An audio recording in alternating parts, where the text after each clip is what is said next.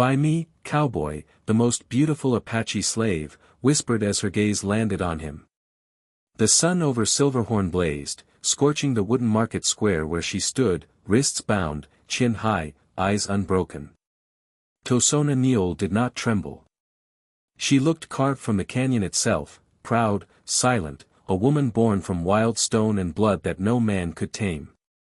The crowd muttered, but none stepped forward. None dared. Then Elias Crowder rode in. A man shaped by solitude, by labor, and by loss, who carried the weight of pieces of himself buried in distant soil. When his eyes met hers, the air shifted. Her fierce stillness softened for a fraction, allowing a single breath to escape. "By me, Cowboy," she said quietly. Words cut through the heat like a blade. Elias froze, not at her request, but at the recognition in her gaze, a memory he had tried to bury. $80 tumbled into the dust. The square went silent, as though the world waited for fate's decision. Silverhorn lay under a sun too harsh for mercy. Dust rose reluctantly, horse sweat mingled with the smoke of distant mesquite, and the narrow streets carried the sluggish caution of people who had seen too much. Beyond the town stretched the open nothingness of Arizona, mountains jagged like broken teeth, riverbeds waiting for rain that seldom came. Elias guided his horse through the thinning crowd, toward the canyon road. He never looked back. Not at the town, not at the life he'd left behind. His shoulders bore the calm of a man who had seen wrong steps cost lives. A white scar ran along his forearm, a memory of a night he refused to speak of. People assumed he chose solitude. The truth was simpler, it was easier than remembering who he used to be. Behind him rode Tashona, her hands free now, resting lightly on the saddle horn. Her back remained straight, unbowed by the rope. She carried the scent of smoke and sage, a whisper of a world older than towns or coin. Her black hair rippled in the desert wind, her obsidian eyes alert, reading the land as if it spoke in shadows. Elias stole a glance, trying to understand why she had softened at their first encounter. She caught his gaze, unwavering, forcing him to look away first. "You don't have to walk behind me," he said. "I know," she replied. Her voice flowed like water through rock, smooth yet commanding. She was neither grateful nor fearful, simply moving forward, following a path she had seen long before him. The canyon opened before them, walls of iron red and ash-black stone, wind funneling through like a sacred hush. Tashona lifted her face, breathing in as though greeting an old friend. "You've been here before," he said. "Not this place," she murmured, "but places that speak the same way." She touched a small leather pouch at her belt, a motion so gentle it revealed its importance. Elias didn't ask. Some things were not for strangers. They reached his cabin as the sun sank behind the canyon rim.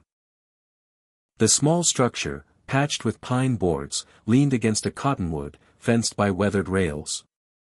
Smoke from the morning fire lingered, mixing with the metallic tang of the creek. Elias dismounted, preparing himself for the weight of having another soul in a place that had held only echoes. Tashona stepped down alone, scanning the cabin and corral with a quiet assessment, as if she had already read the history of the land. "You live here alone," she said. "For a long time," he answered. She touched the doorframe before stepping inside, a gesture almost ceremonial. In that moment, Elias realized something unsettling. He had thought he rescued her, but the truth was that she had already read him, long before he understood her. The canyon road narrowed, echoing each hoofbeat. Elias rode forward, though the presence of Tashona behind him felt like a heartbeat he could neither ignore nor control. "You don't have to follow so close," he said. "I wasn't following. I was walking with you." Neither challenge nor apology marked her words. Truth alone. Elias nudged his horse ahead, but she kept pace naturally, the space between them holding tension that neither named. She lifted her hand to shield her eyes from dust, revealing rope burns dark against bronze skin. Memories of anger, guilt, and regret surged within him. He forced his eyes away. At a shallow curve, the creek glimmered like a blade. Elias dismounted. Tashona followed, sliding from the saddle with a grace that belied her rough day. Her fingers touched the water reverently. "This place remembers," she said. "It remembers what it was once." Her words pressed into him harder than he expected. He busied himself with the saddle, pretending not to notice. She walked upstream, listening to the canyon in silence, tilting her head in recognition. Elias understood why, months ago, on a lonely trail, he had left a collapsed woman with only water and vanished. She remembered. "You remembered me," he said softly. "You gave water." "The desert listens when someone does that," she replied, faintly smiling. The weight of a small kindness struck deeper than years of solitude. As they neared the cabin, the distance between them carried a fragile, unspoken understanding. Tashona walked slightly ahead now, her silhouette outlined against fading gold. "You knew I would follow," she said. "I didn't know anything," he answered. "You did. Some things aren't chosen. They're found." The morning after their arrival broke pale and cool. Tashona tended a fire before dawn, coaxing warmth from the embers, deliberate and ceremonial. Elias brought water, reminding himself she was temporary, that once provisioned, she would move on. Yet seeing her reflection in the creek, poised and unafraid, he realized she already belonged here. She swept the cabin with bound yucca stems, tending the place as if reading its history. "You don't need to do that," he said. "I know," she answered. "Then why?" "Because a house remembers the hands that care for it." Her certainty unsettled him more than rebellion ever could. Together, they fell into a rhythm of labor. She gathered splinters, measured planks, hummed melodies that rose and fell like water over stone. She tamed his horse with a touch, and he noticed, surprised. "She trusts you," he said. "Animals see what people ignore," she replied. "What do they see?" "A man who speaks little, but listens when it matters." Afternoon brought lessons in wood and saw. Her fingers brushed his, sparks ran unseen. She noticed, said nothing, giving space where he lacked words. Later, she led him to a basin, touching soil with gentle reverence. "Water passed here last spring," she said. "How can you tell the earth holds its scars?" She pressed fingers into dirt. Her words sank into him quietly, a truth he was unprepared to acknowledge. As sunset approached, they returned to the cabin. Tashona hung herbs to dry, leaves, seeds, a sprig of mint. "My father taught me this," she said.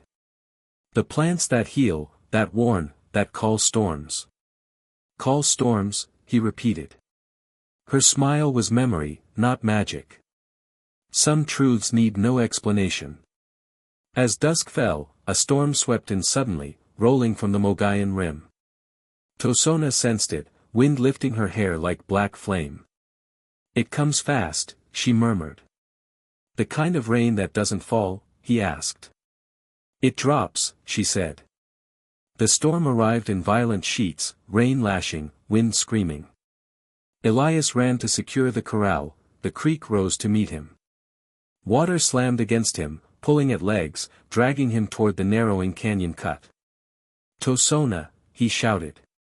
She ran, skirts whipping, wind devouring sound, and grabbed him just in time. "Hold to me," she said. The current tore at them, but she anchored him.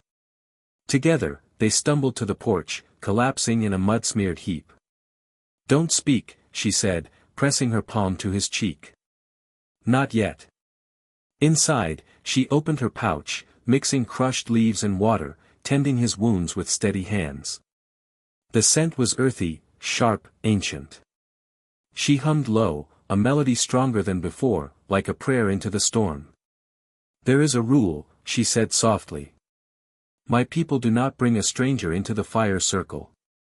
Not a man of another world." "Then don't. Leave me. Save yourself." Her eyes met his, unyielding. "No, Tashona. You gave water to a dying woman once, she said. The desert remembers kindness longer than cruelty. I remember too. The words unlocked something he had buried. Silence enveloped them, no longer empty, but threaded with the fragile beginnings of understanding. Inside the cabin, firelight traced her cheekbone as she placed another log, her song fading into the rhythm of the storm outside. Elias sat on the porch, staring at the narrow slice of sky. The cabin no longer sounded empty. Between them stretched quiet, gentle, irrevocable, the first thread of a bond neither had intended to weave, yet both had found.